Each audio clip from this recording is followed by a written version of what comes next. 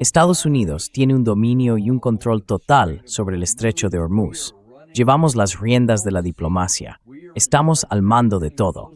Si esos malditos iraníes no hacen exactamente lo que se les dice, vamos a golpearlos otra vez. O al menos eso parecería, si uno escucha a algunos de los altos dirigentes de Estados Unidos. Pero no se trata solo de Estados Unidos e Irán. También está ese otro país del que quizá hayas oído hablar, llamado Israel, que está intentando meter un montón de obstáculos en el camino.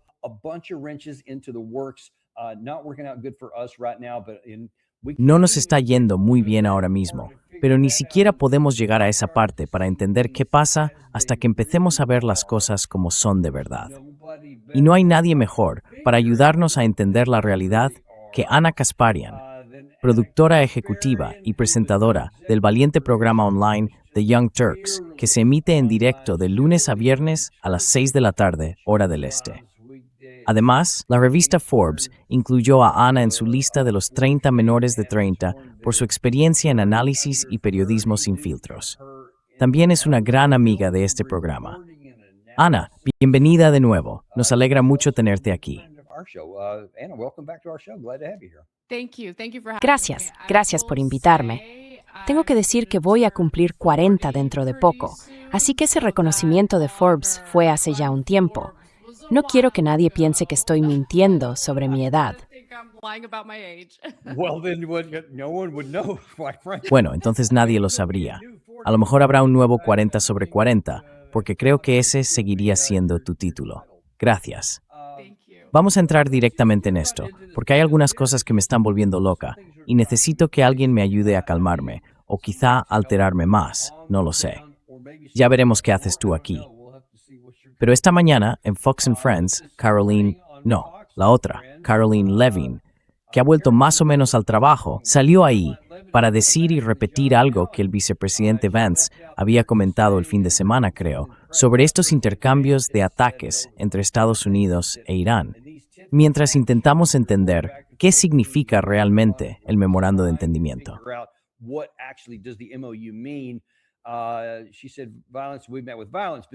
Ella dijo, violencia. Nos hemos encontrado con violencia. Pero lo importante aquí es que dijo violencia. El presidente obviamente quiere que el proceso de paz siga su curso. Y a los iraníes les convendría firmar un buen acuerdo con Estados Unidos, porque el presidente ha demostrado que no tiene miedo de usar la fuerza militar de la que disponemos. Y desde luego ha demostrado que no le tiembla el pulso al usarla. Pero hay una diferencia entre no tener miedo y usar con sabiduría. ¿Cómo lo ves tú?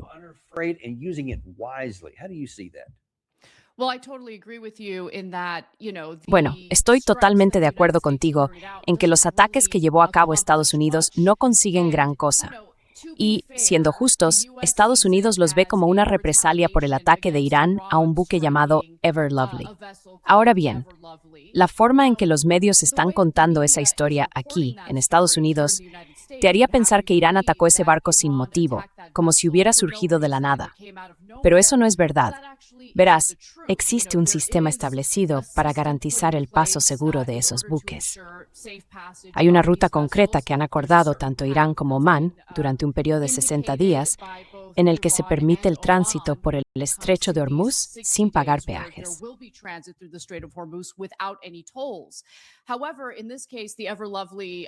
Sin embargo, en este caso, el Ever Lovely no estaba siguiendo las órdenes dadas por los iraníes y no estaba transitando por la ruta que se había señalado como segura para el paso de esos buques. Así que, en un intento, creo yo, de demostrar que Irán sigue teniendo el control total del estrecho de Hormuz, que claramente lo tiene, decidieron atacar ese barco. Y Estados Unidos respondió en consecuencia. Pero Irán también dejó claro que los términos del memorando de entendimiento se han violado una y otra vez. Y desde luego eso es cierto con lo que está ocurriendo en el Líbano. La agresión y la ocupación israelí en el sur del Líbano no han cesado. De hecho, hubo varias explosiones y bombardeos importantes en el sur del país durante el fin de semana. explosions and bombings that took place in southern Lebanon over the weekend. So Iran is trying to reiterate that, hey, Así que Irán está intentando recalcar que, oye, existe un memorando de entendimiento, un MOU. Acordamos lo que ese MOU incluye y aún así estamos viendo que se están produciendo violaciones. Y lo que esto pone de relieve, y es importante que el pueblo estadounidense lo entienda bien, es el hecho de que claramente el presidente Donald Trump no tiene el control sobre las acciones de las fuerzas de defensa de Israel, ni sobre las acciones de Israel, por mucho que quiera hacerles creer que sí lo tiene. De hecho, Israel ha dejado claro que va a continuar su ofensiva en el Líbano y que seguirá violando ese MOU porque no lo firmaron. Y esto es precisamente lo que pone de manifiesto el problema de entrar en una guerra contra un país de 92 millones de personas junto a Israel, que tiene unos objetivos muy distintos a los de Estados Unidos.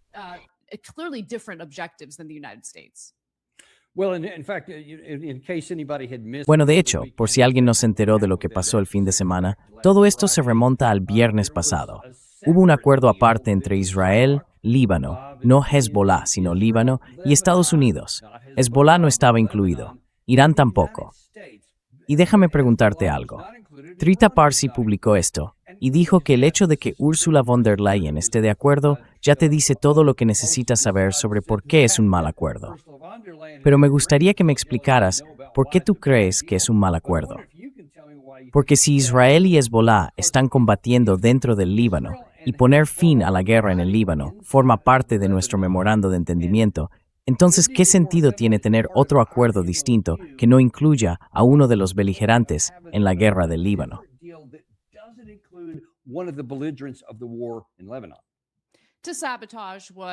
Para sabotear lo que el vicepresidente J.D. Vance está intentando hacer al forjar la paz en la región. Así que hay que tener en cuenta que existen dos posturas distintas. Al menos así es como se nos presenta. Y por ahora lo aceptaré tal cual. Aunque soy un poco escéptico con esa imagen del vicepresidente Vance como antiintervencionista. Pero dejando eso a un lado, lo que está empezando a perfilarse en cuanto a las dos narrativas diferentes que se están enfrentando dentro de la administración Trump es que tenemos a un secretario de Estado de línea dura, Marco Rubio, que se opone firmemente al camino hacia la paz que el vicepresidente J.D. Vance está intentando construir.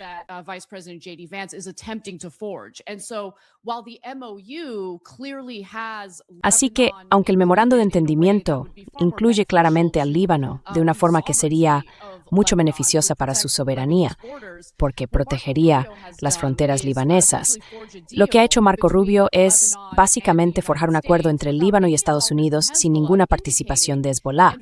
Eso indica, y de hecho, formaliza la ocupación continuada de los israelíes en el sur del Líbano. Va en contra de lo que establece el memorando.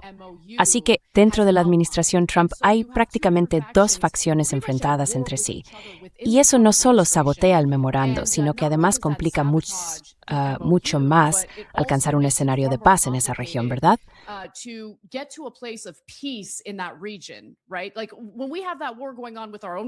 Cuando tenemos esa guerra interna dentro del propio gobierno, dentro de la administración Trump, es imposible creer que exista una estrategia real, un camino claro para poner fin a la guerra contra Irán. Y siendo sincero contigo, y me interesa saber qué opinas de esto, creo que la administración Trump va a seguir lanzando ataques contra Irán cuando sea menos probable que afecte a los mercados. Y luego, en cuanto se acerca la apertura de los mercados el lunes, ambas partes acuerdan detener los ataques de represalia. Así que tengo la sensación de que sigue habiendo mucha manipulación del mercado. Y pienso que la administración Trump podría estar fingiendo cuando habla de querer la paz. Creo que en el fondo quieren seguir debilitando a Irán, al menos en su forma de verlo, aunque en realidad no haya una vía militar posible para acabar con esta guerra.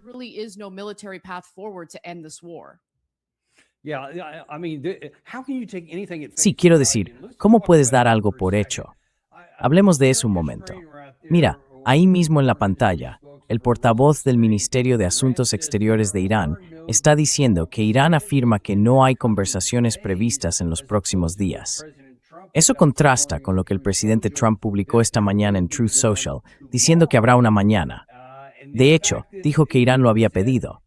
Y ahora, Irán dice que no tiene nada programado, ni mañana ni en los próximos días. Así que eso es un problema importante. Pero déjame preguntarte algo, porque para mí esto es un asunto mucho más serio de lo que algunos parecen reconocer. Una cosa es tener una disputa dentro de la administración sobre qué postura adoptar.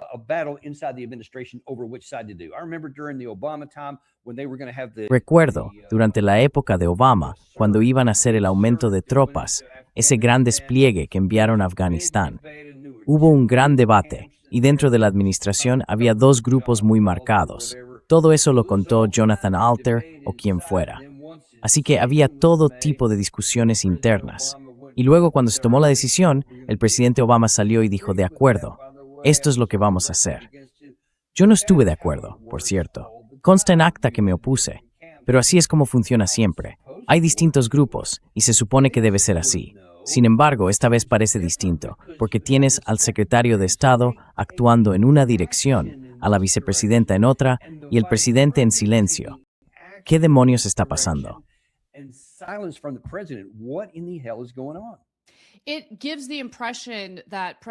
Da la impresión de que el presidente Trump no está al mando, que no tiene el control.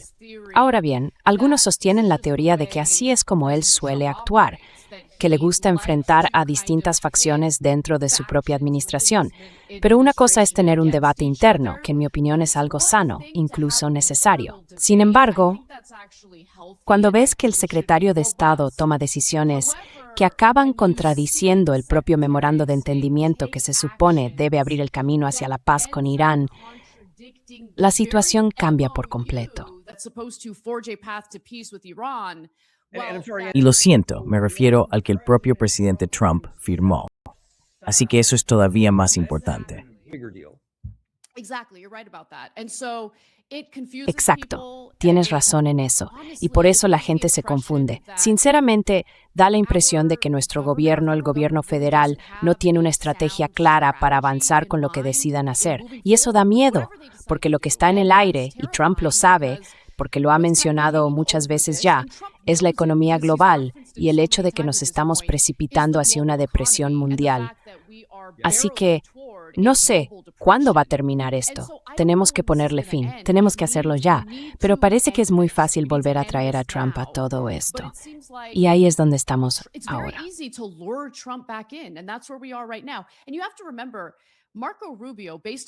Y hay que recordar que Marco Rubio, según lo que hemos leído en los archivos de Epstein y en los correos filtrados de Epstein, fue investigado a fondo cuando se presentó al Senado.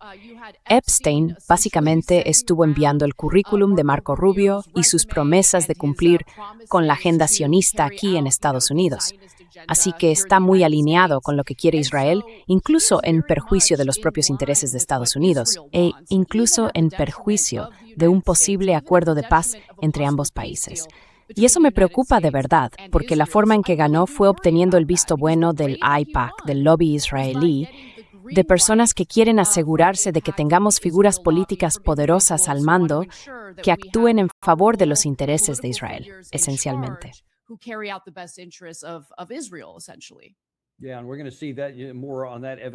Sí, y vamos a ver más pruebas sobre eso ahora mismo, en un momento. Pero pasemos con el hermano Mike Waltz, porque el otro gran tema a la hora de intentar resolver todo esto es el estrecho de Hormuz. Abrirlo, quién lo controla y quién va a controlarlo. Ahora bien, hay un asunto con Irán que dice que, no Irán, sino el memorando de entendimiento que firmó el presidente Trump, donde en el párrafo 5 se establece que Omán e Irán decidirán de forma administrativa cómo se gestiona el estrecho una vez que pasen los 60 días del incidente. Nuestro nombre ni siquiera aparece ahí, ni siquiera participamos en esa conversación. Pero el embajador Waltz intervino este fin de semana para ponerle un palo en la rueda a eso.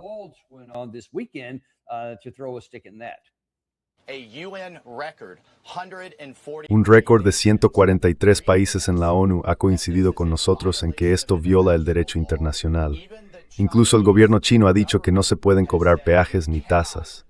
Al parecer, Irán contaba con Omán, al otro lado del estrecho, para ayudarle a montar esta nueva infraestructura.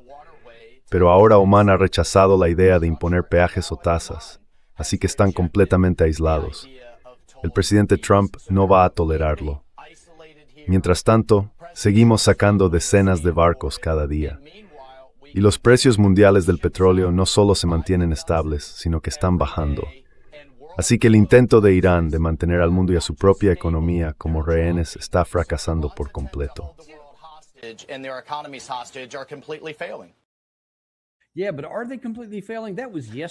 Sí, pero ¿están fracasando por completo? Eso fue ayer, Ana. Esto es hoy.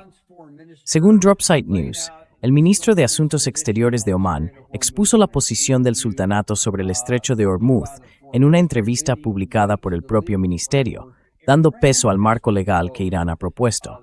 El ministro dijo que Omán se opone a los peajes por tránsito, que es más o menos lo mismo que dijo el embajador Waltz, y que según él, están prohibidos por el derecho internacional.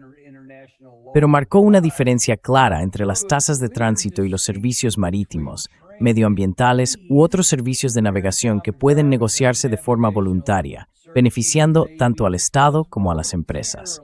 Y esa misma distinción es la que Irán ha invocado para justificar sus tasas por servicios. Así que, los llames peajes o de otra manera, parece bastante claro que Irán está decidido a cobrar esas tarifas, tal como lo han dicho en nuestro programa y también públicamente. ¿Va a quedar clara la posición de Mike Waltz? Esos 143 países van a imponerse a lo que hagan Irán y Omán.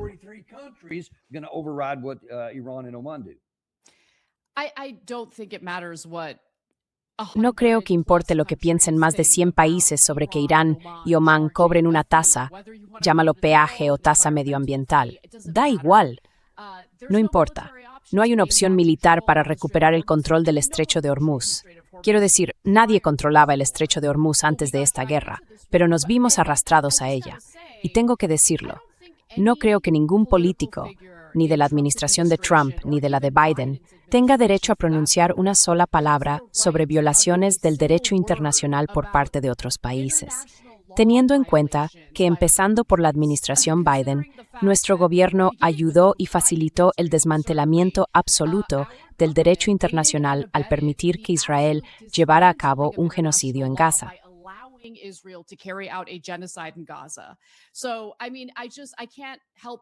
No puedo evitar poner los ojos en blanco cada vez que oigo a alguna figura estadounidense decir que otro país está violando el derecho internacional.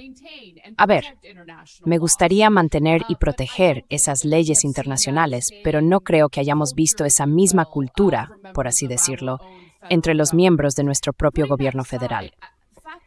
Pero dejando eso a un lado, la realidad es que Irán y Omán controlan el estrecho de Hormuz en este momento, y en realidad pueden cobrar esas tarifas de aquí en adelante.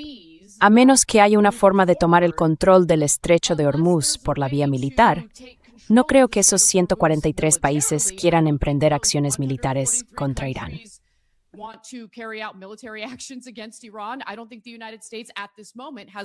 No creo que Estados Unidos en este momento tenga la capacidad militar para arrebatarle el control del estrecho a Irán y a Omán. Así que tenemos que aceptar lo que Irán quiere en este sentido. Pero a la administración Trump le cuesta aceptar la realidad. Esta es la realidad. Por eso, los presidentes anteriores, por mucho que estuvieran influenciados por el lobby israelí, no llevaron a cabo esta guerra contra Irán. Sabían cuáles serían las consecuencias. De algún modo, Trump también las conocía, pero aún así siguió adelante. Al menos, eso es lo que estamos oyendo de su administración. Así que las acciones tienen consecuencias, y ahora la comunidad internacional está sufriendo esas consecuencias.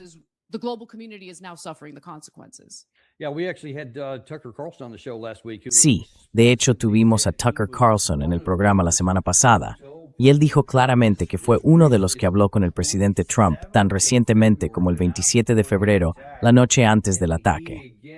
Y otra vez, con una expresión de frustración, dijo que Trump conocía el riesgo. Sabía lo que decía la comunidad de inteligencia, lo que decía el ejército. Y de forma que él mismo nos explica, nos contó que aún no entiende por qué decidió ir en contra de todo eso. Entonces la pregunta ahora es, vale, ¿es esa misma persona la que está tomando las decisiones en este momento? Y mencionas algunas administraciones anteriores que sin duda fueron favorables al lado israelí, pero que no llegaron a estar en su bolsillo.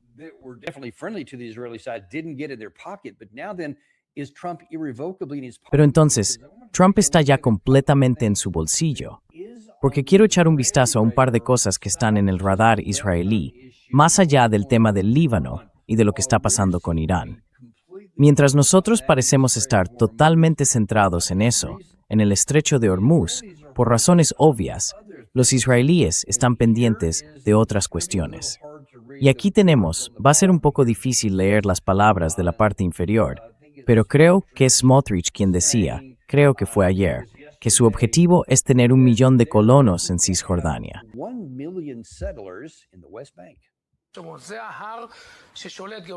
Esta es la montaña que domina geográfica y topográficamente toda esta zona. Y si no vamos allí, Khalila estará allí al final de Hamas, lo cual ocurrirá en un instante. Veremos con qué rapidez sucede en Gaza. Y al final, cuando construyamos 103 asentamientos, 160 ciudades y pongamos controles, planificadores y administradores, queremos llevar 1 millón de colonos a Judea y Samaria. Así no habrá licitaciones más adelante en Ra'anana, en Kfar Saba, en Petah Tikva, en Tel Aviv, en Be'er Sheva, ni en Afula. Y es verdad.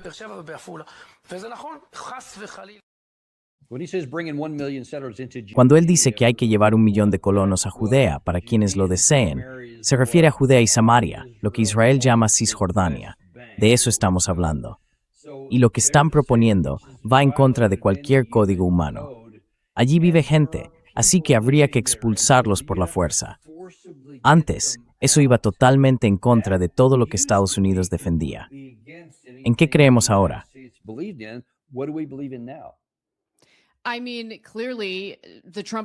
Quiero decir, está claro que la administración Trump cree en permitir que Israel haga prácticamente todo lo que quiera.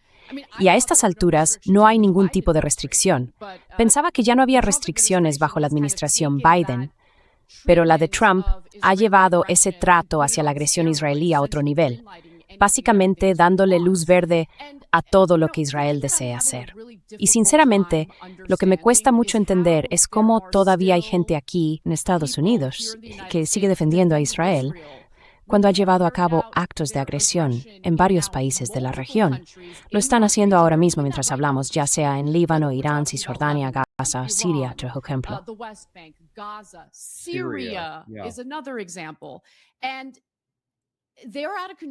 Y están fuera de control. La razón por la que están fuera de control es porque nuestro gobierno lo está permitiendo y fomentando. Nuestro gobierno está proporcionando el armamento militar y la asistencia necesarios para llevar todo esto a cabo. De hecho, The Cradle publicó hoy mismo un informe que muestra que algunos de esos colonos israelíes absolutamente desquiciados y violentos han recibido drones del propio gobierno israelí para hacer exactamente lo que acabamos de oír decir a Smotrich. Y por eso me preocupa toda la gente inocente que va a morir. Y por supuesto, Smotrich, igual que cualquier otro político israelí, señalará a enemigos imaginarios, muchas veces completamente inventados. En este caso, diciendo que Hamas va a infiltrarse y que eso supone una gran ofensa.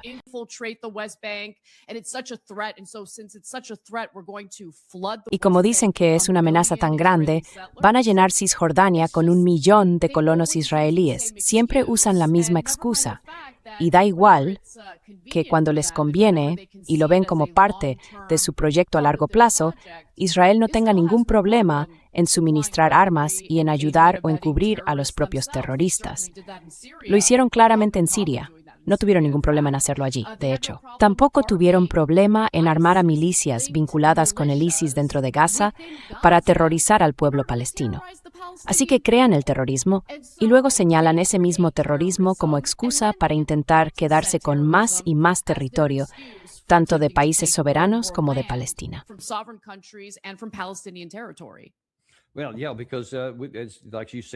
Bueno, sí, porque como has dicho, la única manera ni siquiera es que les dejemos hacerlo, es que lo facilitamos. Sin nuestra munición, nuestras armas, todo ese tipo de suministros, el bloqueo diplomático, no podrían hacer esas cosas.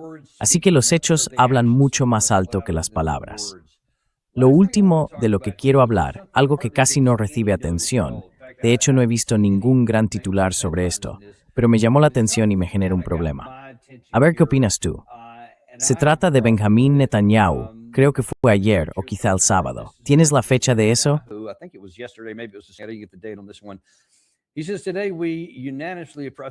Dice que hoy, o mejor dicho, creo que fue ayer, aprobamos por unanimidad en el gobierno una medida estratégica para el futuro del pueblo judío, un plan nacional para reforzar la educación judía en la diáspora. Bien, la diáspora, es decir, todos los países fuera de Israel. Pero si miramos los detalles, hoy en día hay aproximadamente 1.800.000 niños judíos en edad escolar que viven en Estados Unidos, y solo una pequeña parte de ellos estudia en instituciones educativas judías. Consideramos la expansión de la educación judía como un objetivo estratégico de máxima importancia, especialmente ante el aumento del antisemitismo y otras cuestiones. Y han destinado 200 millones de shekels israelíes, que son unos 60 millones de dólares estadounidenses.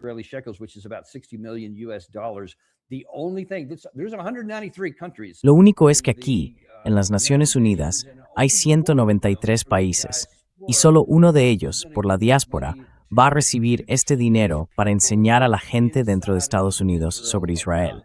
Ahora bien, por un lado se puede decir, vale, son judíos, pueden aprender de eso.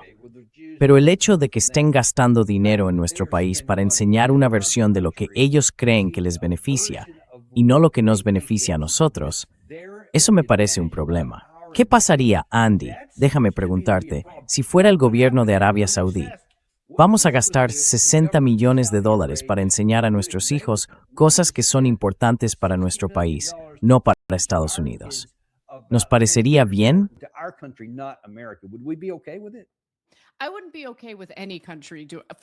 No estaría de acuerdo con que ningún país extranjero hiciera algo así. Quiero decir, mi herencia es armenia, aunque nací y me crié en Estados Unidos y me considero totalmente estadounidense. Pero tendría un problema si fuera el propio país de Armenia el que hiciera esto. Es absurdo. Ahora bien, sabemos cuál es el verdadero plan aquí y sinceramente no creo que vaya a funcionar. Mira, creo que la Hasbará de Israel ha sido históricamente muy efectiva aquí y en Estados Unidos. Pero lo que a Netanyahu le cuesta aceptar es que su propio comportamiento ha hecho que muchos estadounidenses empiecen a despertar y a ver lo que realmente está pasando. Así que da igual cuánto dinero gaste el gobierno israelí en propaganda aquí, en Estados Unidos, porque de eso se trata, de propaganda. No tengo ningún problema con que los judíos estadounidenses aprendan sobre su herencia judía. Me parece algo estupendo. Pero cuando eso viene del gobierno israelí, está claro que hay un intento de hacer propaganda entre los estadounidenses en nuestro propio país. Y eso sí que es un gran problema. Y estoy de acuerdo contigo, por cierto. Sí, debería ponerse fin a eso. Pero la cuestión es que no va a pasar. Me sorprendería que hubiera alguna protesta. Y algo que también me resulta muy evidente sobre las tácticas del gobierno israelí es que parece que están saturando el terreno con tantas cosas distintas que al pueblo estadounidense le va a resultar muy difícil oponerse. Tienes al senador Tom Cotton intentando aprobar una disposición en la Ley de Autorización de Defensa Nacional que obligaría a nuestra comunidad de inteligencia a compartir toda nuestra información con el Mossad.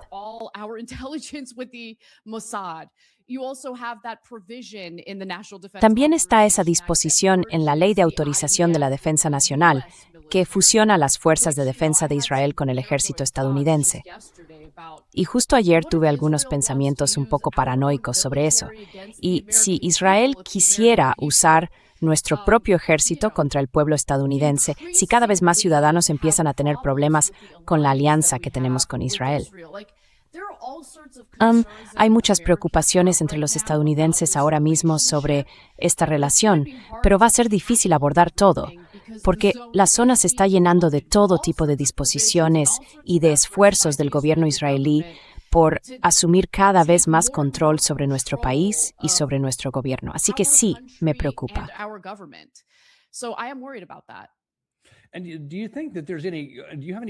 ¿Y crees que tienes alguna preocupación de que esté creciendo? Hablaba con algunos jóvenes justo este fin de semana y estaba mirando algunas encuestas que muestran que creo que es la gente menor de 35 años está abrumadoramente en contra del liderazgo civil en Israel. No les gustan sus políticas y sienten que son intrusivas aquí, en nuestro propio país. Pero luego miras a los boomers y a la gente con dinero, y ahí el indicador no se ha movido mucho. Siguen teniendo el dinero. Me preocupa que pueda empezar a crecer cierta fricción dentro de Estados Unidos, si cada vez más personas se oponen a ese rumbo, mientras que los que tienen el dinero y los puestos en el Congreso siguen avanzando por el otro camino. ¿Quién ganaría esa batalla si llegara a enfrentarse directamente? ¿Serían los políticos firmes y seguirían por una línea favorable a otro país? ¿O crees que quizá empiecen por fin a escuchar a una marea creciente de votantes estadounidenses?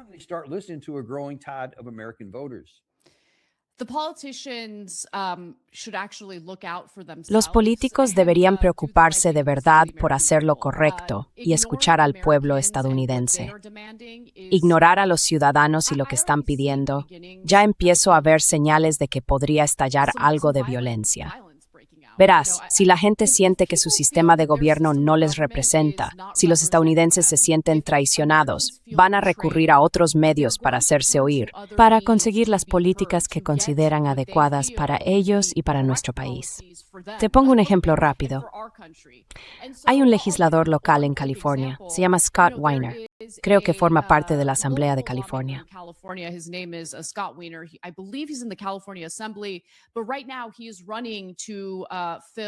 Pero ahora mismo se está presentando para ocupar el escaño de Nancy Pelosi en la Cámara de Representantes.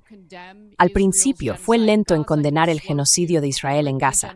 Tardó en llamarlo genocidio. Pero creo que por razones políticas cambió de postura y ahora está en el lado correcto, sea lo que eso signifique para cada uno. Ahora se está encontrando con multitudes bastante enfadadas cuando acude a los actos de campaña.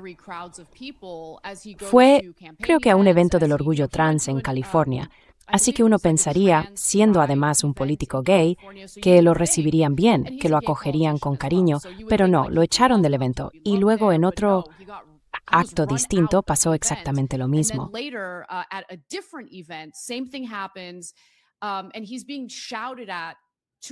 Y le están gritando hasta hacerlo llorar. Y yo estoy preocupado. De verdad, estoy preocupado, porque eso viene del lado demócrata. Estamos hablando del lado demócrata. Sé que cuando los votantes republicanos sienten que su gobierno les pisa, que les cobra impuestos, pero no les representa, ellos reaccionan. Así que no sé qué forma va a tomar esa reacción. Pero si esto se prolonga y queda totalmente claro para el pueblo estadounidense que su gobierno no les representa, la gente va a actuar. Y me preocupa mucho cómo va a ser esa reacción. Necesitamos un gobierno que nos escuche. Y por desgracia ahora mismo no lo tenemos.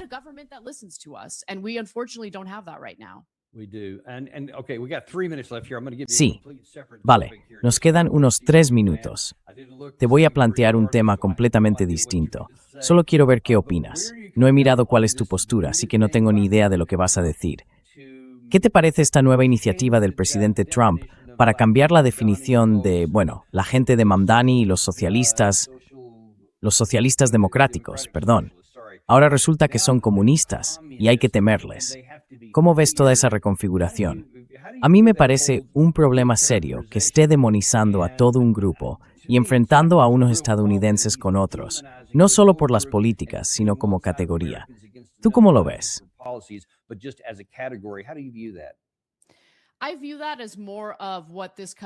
Yo veo eso como una continuación de lo que este país lleva viviendo desde hace muchas décadas. Un esfuerzo muy intencionado para que los estadounidenses de a pie se centren en pelear entre ellos, en tenerse miedo unos a otros. Y por cierto, yo también caí en eso, desde el lado demócrata. Estaba completamente convencido de que los votantes de Trump eran peligrosos, de que querían el fascismo. Esto fue durante el primer mandato de Trump. Pero poco a poco me fui dando cuenta de que los que realmente tienen el poder, en ambos lados del espectro político, parecen tener un interés claro en que los estadounidenses se teman y se enfrenten entre sí. Todo esto mientras la corrupción se convierte cada vez más en un problema. La desigualdad económica sigue creciendo en este país. y más estadounidenses son expulsados de la clase media y tienen dificultades para pagar sus facturas. Pues comienzan la mesa.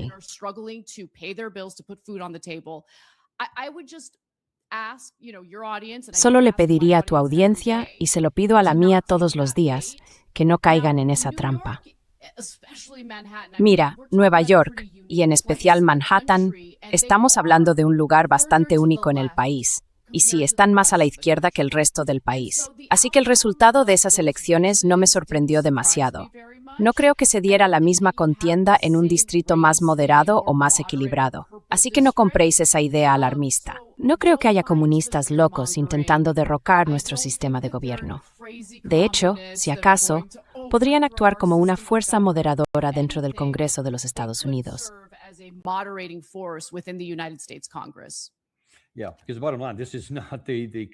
Sí, porque en el fondo esto no son los comunistas ni el Ejército Rojo de los años 50. Parece que Joseph McCarthy ha vuelto a aparecer, pero esperemos que lo devuelvan a la tumba, porque eso no le hace bien a nadie. Me encantaría seguir hablando de eso contigo, pero por desgracia se me ha acabado el tiempo por ahora. Muchísimas gracias por venir, Ana. Y solo un recordatorio, podéis ver más de Ana en The Young Turks, en TIAT.com, igual que hacemos aquí. Así que gracias de nuevo por venir. Espero tener de vuelta muy pronto. Muchas gracias por invitarme. Gracias, y nos vemos la próxima. La próxima vez que me veáis, estaré otra vez en otro país. El Daniel Davis Roadshow sigue su camino. Mañana nos veremos desde Europa, en el Daniel Davis Deep Dive. Ya sabéis que no tenemos patrocinadores porque odiamos bombardearos con anuncios. A mí no me gustan, así que devolvednos un poco de cariño. Suscribíos, dadle a me gusta y enviad esto a alguien que os importe.